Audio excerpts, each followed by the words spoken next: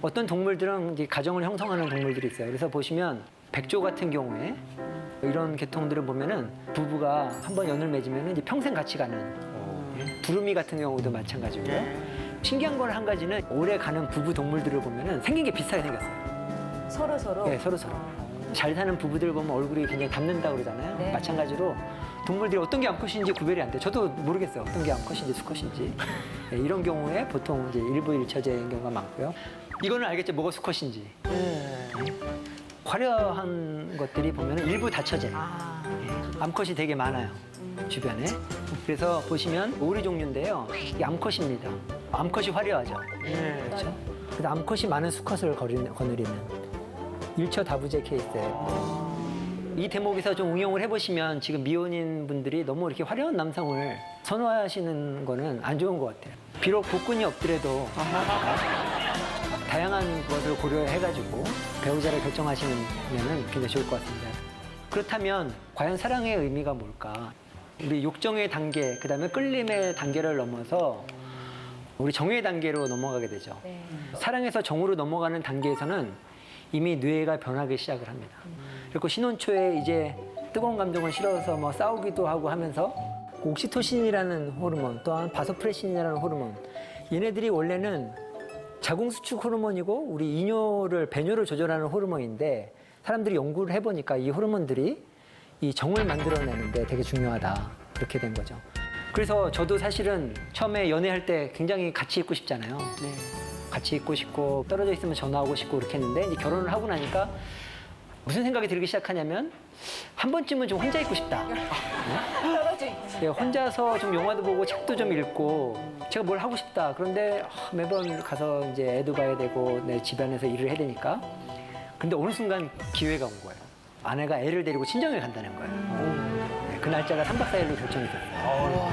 그래서 그 날짜를 이제 디데이로 해서 손꼽아 기다린 거죠. 19, 87 해갖고 그날이 딱 오고 이제 버스 태워 보내고 드디어 이제 자유로운 그걸 느끼기 시작을 했어요. 그래서 집에 들어가서 이제 그동안 계획했던 걸 하려고 하는데 몸이 말을 안 듣는 거죠. 계속 생각이 나는 거야. 뭘 해야 되는데 계속 마음에 걸리고. 그래서 전화하고 잘 도착했냐고. 그래서 결국에는 버티다 그날 밤에 심야 열차를 네, 버스를 타고 약간 수습하신 여기까지. 기억은 기억은 왜곡될 수도 있으니까.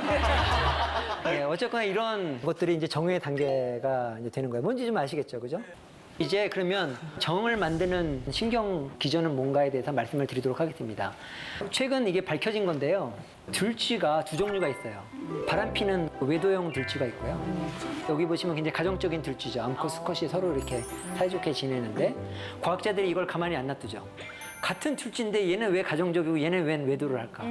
그래서 그 두 가지 뇌를 꺼내서 비교를 해봅니다.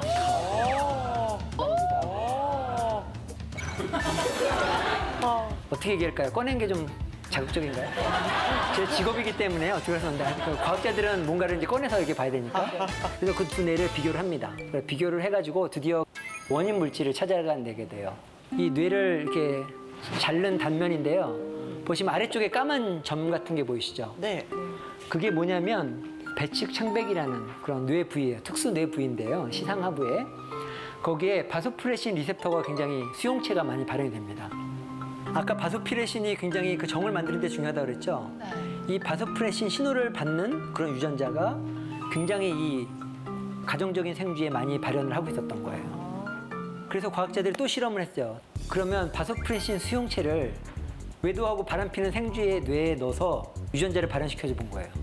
그랬더니 이 쥐가 그래프에서 보는 것처럼 가정적으로 변했어요. 우와. 그래서 과학에서 그 인과관계를 밝히게 된 거죠. 그래서 사람한테 적용할 수 있겠습니까? 없겠습니까? 있어요? 굉장히 간절하게 원하시는 분이 있으신 것 같은데요. 사람한테서는 이게 불법 시술이죠, 그죠? 그렇죠. 네, 그렇죠. 유전자를 발현시키려고 그러면 뇌에 여기 두개골에 구멍을 뚫고 거기다가 뇌 속에다 주사를 해야 되는데요. 있었으면 불티나게 팔릴 수 있죠. 이게 엑스레이나 MRI 같은 거 촬영하면 저렇게 나오기는 하나요? 저는? 그러게. 굉장히 좋은 질문인데요. 아직 사람한테서는 저 외도하는 사람과 가정적인 남자와 그 두 가지를 비교해 본 경우는 없습니다. 아마 사람한테서도 그걸 볼 수 있다 그러면 굉장히 좋을 것 같습니다. 예. 유전요. 다들 외도의 이야기야 이렇게 예, 다들 너무 발끈하신 거 같아요. 해서 관심이. 다른 기회에 특집으로 다루도록 하겠습니다. 그러면 과연 그럼 여러분들 여기 미혼이신 분들은 저 남자가 멋져 보이는데 저 사람이 어떤 성향을 가지고 있을까 궁금하시잖아요. 궁금하죠. 예, 그래서 이 외도형 수컷 쥐하고 가정적인 수컷을 이제 비교를 해봤어요. 이건 공간학습 능력을 테스트한 건데요. 희한하게도 외도를 잘하는 생쥐가 공간학습 능력이 뛰어난 거예요. 길을 잘 찾아요. 네, 길을 잘 찾아요. 왜 길을 잘 찾을까요, 외도형 생쥐가? 아무래도 다녀야지 이성을 좀 만날 수 있으니까. 문준진 씨 운전 되게 잘해요. 살아있는 내비게이션이에요. 아니, 길을 몰라요. 내비 없으면 아무도 못 가요. 개그맨들 사이에서 길은 문준식 씨의 모르라는 길을 얘기가 몰라요. 있거든요. 길을 모릅니다. 야 답이 거의 맞았습니다. 뭐냐면 돌아다녀서 많은 암컷을 만나야 되는 필요도 있고요. 그 다음에 또 어디에 어느 암컷이 있는지를 잘 아는 거죠. 역시. 그렇죠. 저 옆 동네에 홀로 사는 암컷이 있더라. 여기도 있더라, 저기도 있더라. 다 이제 꿰고 있는 거죠. 야. 그래서 여러분 남자친구가 공간학습 능력이 좀 떨어지더라도 너무 실망하지 마시라. 가정에 충실할 가능성이 되게 높다고 생각을 합니다. 그러면 과연 정이라는 게 왜 생길까? 물론 정이 있으면 우리 가정적이 되고 자식들도 잘 보살피게 되고 그렇게 하잖아요. 근데 자크 판카셉이라는 박사님께서 긍정적인 감정을 만들어내는 뇌에 대해서 굉장히 관심을 가지시고 연구를 많이 하셨어요. 그래서 쥐를 이렇게 쓰다듬어주고 배도 긁어주고 이렇게 하다 보니까 쥐랑 친해졌는데 쥐가 친해질 뿐만 아니라 웃기 시작을 하는 거예요. 이렇게. 그래서 지금 보시면 이 장크 파카셉 박사님께서 손으로 맨날 긁어주니까 손만 보면 이 쥐가 좋아서 이렇게 하는 거예요. 그리고 여러분들이 여기서 잘 안 들리실 텐데요. 손을 주고 이렇게 긁어줄 때마다 이 쥐가 소리를 내요. 키득키득키득키득 소리를 내요. 진짜. 자, 보세요. 된다. 찍찍찍 소리 나요. 사람이 하고 있는 건데요 지금. 네, 아닙니다. 쥐가 하고 있는 거예요. 사실은 이 소리는 우리가 못 듣습니다. 이거는 초음파를 내기 때문에 우리가 못 듣는데 이거는 비디오 동영상에서 소리가 들리게끔 이거를 프리퀀시를 낮춘 거고요.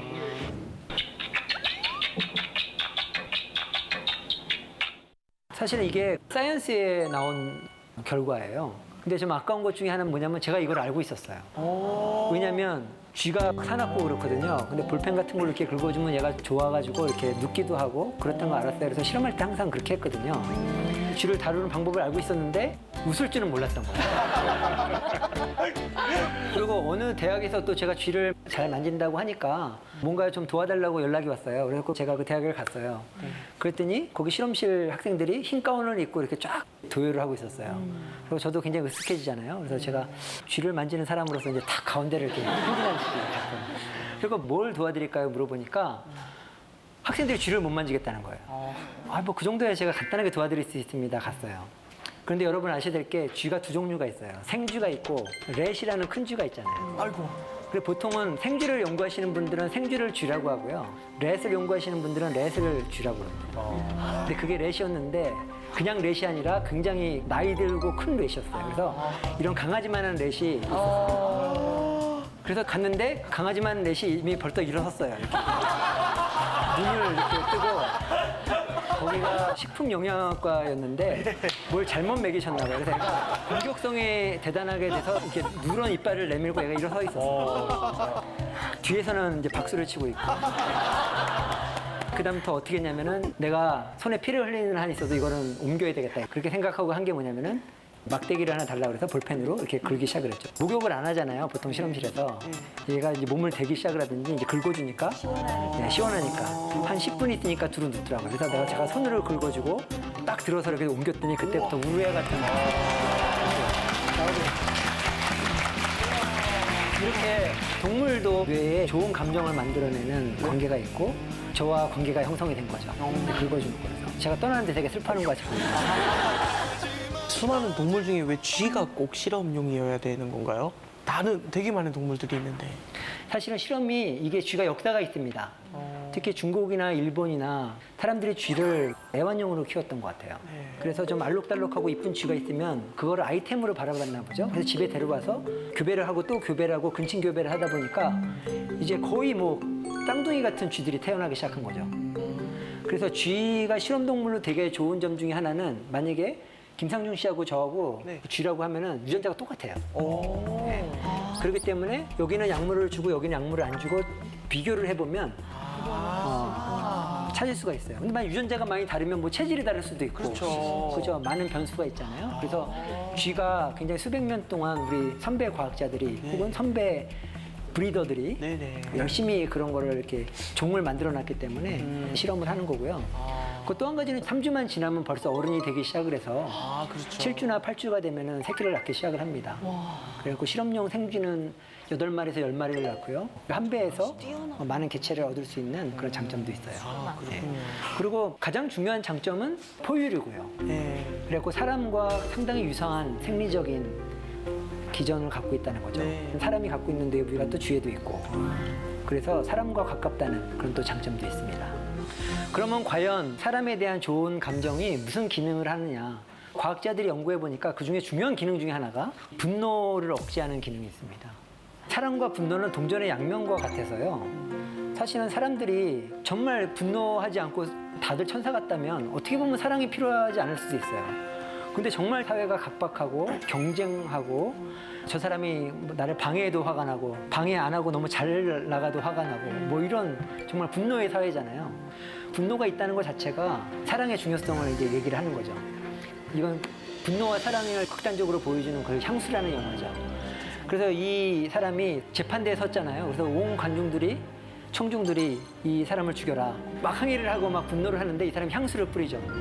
그 순간에 뇌에서 그 사람을 좋아하게 되는 회로가 활성화되면서 분노가 잦아드는 이제 그런 영화가 되는데요. 이게 신경과학적으로 사실은 의미가 있습니다.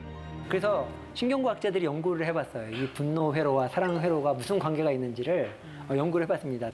이게 네이처에 나온 논문인데요.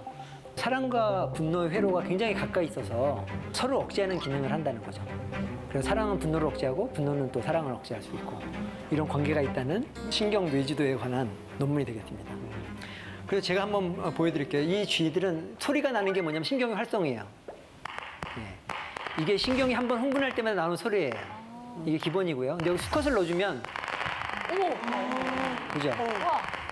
이 공격성과 분노가 나올 때 이 신경이 마구마구 활성화가 더 되는 거죠.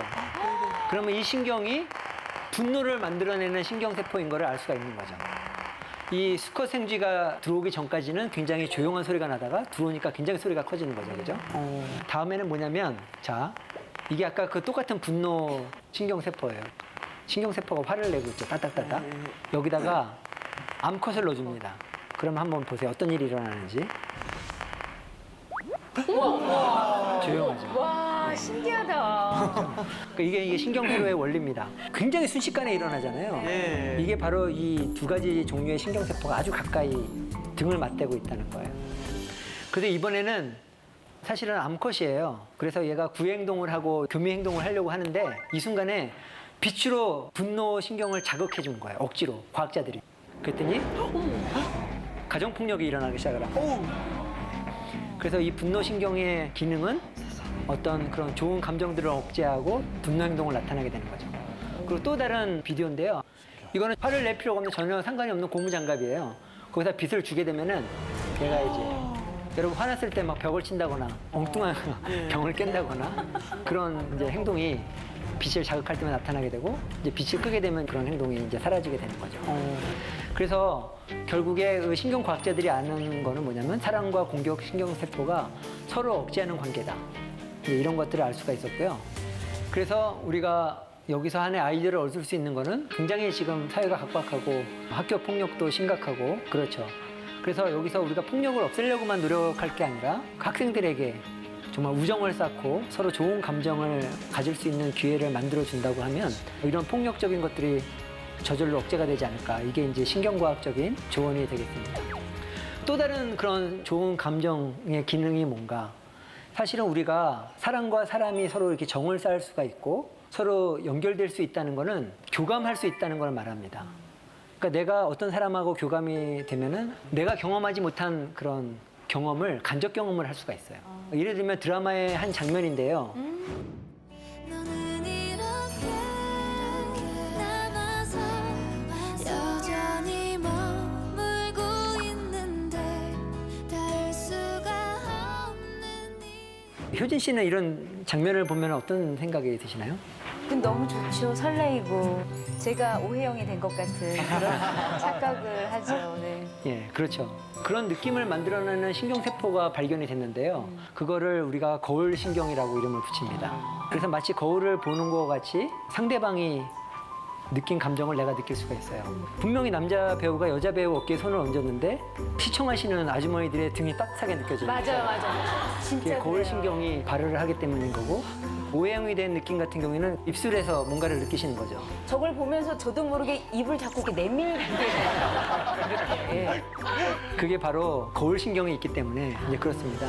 그래서 저도 사실은 집안에 들어가게 되면 그런 게 좀 싫더라고요. 드라마를 저런 장면을 보고 아내가 이렇게 몰입하고 있는 장면을 보면 기분이 별로 안 좋더라고요. 별에서 온 그대 정말 이해가 안 되는데 어쨌거나 외계인을 좋아하는 거잖아요. 외계인도 외계인 나름이죠. 김수현 씨가 굉장히 열연을 펼치셨는데 연기력은 출중하지만 저는 이렇게 감정이 별로 안 좋았어요. 그래서 제가 옛날에 실험실에서 맹꽁이를 키웠었는데 맹꽁이 이름을 제가 김수현이라고요. You want my destiny 그대 그래서 이런 좋은 감정이 사실은 굉장히 많은 기능을 하게 됩니다. 이게 중국에서 실제 있었던 일인데요. 중국 동물원에서 뱀의 먹이로 흰 쥐를 이렇게 줬던 거죠. 그래서 어느 날 2마리 생쥐를 넣어줬는데 뱀은 당연히 한 마리를 먼저 이렇게 물었겠죠. 근데 그걸 보고 있던 옆에 친구 생쥐가 뱀을 공격하기 시작을 한 거예요. 와. 네. 막 물고 그래서 사육사가 감동을 받아서 2 생쥐를 다 구해줬다는 그래서 저 생쥐도 다 살았답니다. 야, 어머 대단하다. 실제로 이거를 실험한 박사님이 계십니다. 이 비디오는 뭐냐면 이 친구 렛이 갇혀있는 렛을 구출해주는 장면이에요. 그래서 펠기 메이슨이라는 박사님이 실험을 해본 결과 이렇게 자기가 잘 아는 생쥐일수록 더 이런 구출해주는 행동이 많이 나타남을 알 수가 있습니다. 그래서 우리는 사회적 동물이고 서로가 좋은 감정이 있다는 것은 서로 도움을 줄 수 있다는 이런 중요한 기능을 할 수가 있는 거죠. 이것은 실제 뇌 영상을 찍은 사진입니다. 아파서 누워있는 사람이고 그 아픈 사람을 바라보는 사랑하는 사람들의 뇌를 같이 찍어봤어요. 요 왼쪽에 있는 것은 아픈 사람의 뇌입니다. 그래서 실제로 보면 길쭉하게 나온 것이 보면은 이 몸이 아픈 그런 통증 신호를 나타내는 거예요. 그래서 몸도 아프고 그리고 몸이 아프니까 마음도 아프고 이제 그런 거예요. 그런데 이 아픈 사람을 바라보는 사랑하는 가족이나 친구들이 보면은 같이 아파하는 거죠. 보시면 몸은 아프지 않지만 마음이 같이 아픈 그런 사진을 보여주고 있습니다. 그래서 실제로 번식이나 열정적인 사랑을 위해서만 이런 좋은 감정이 필요한 것이 아니라 특히 우리들 같은 경우에는 서로 교감하고 협력하고 이런 어려움들을 이해해 줄 수 있는데 거울신경이 중요하다는 교훈을 얻을 수가 있는 것이죠. 그래서 뇌는 여러 가지 경험을 연결시킨다. 그런데 이게 외부에서 오는 환경적인 자극만 연결시키는 것이 아니라 사람과 사람, 서로 사회적인 연결 관계도 열심히 연결을 시킨다. 그리고 그것들이 어떤 번식을 넘어서 사회적 동물이 더욱더 생존과 번식에 유리하게끔 그리고 인간 사회에서는 더욱더 인간답게 하게끔 하는 기능을 한다는 것을 알 수가 있겠습니다.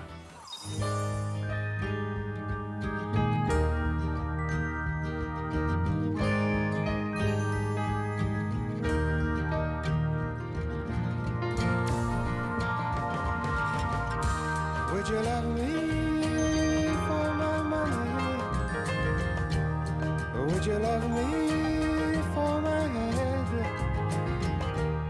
Or would you love me through the winter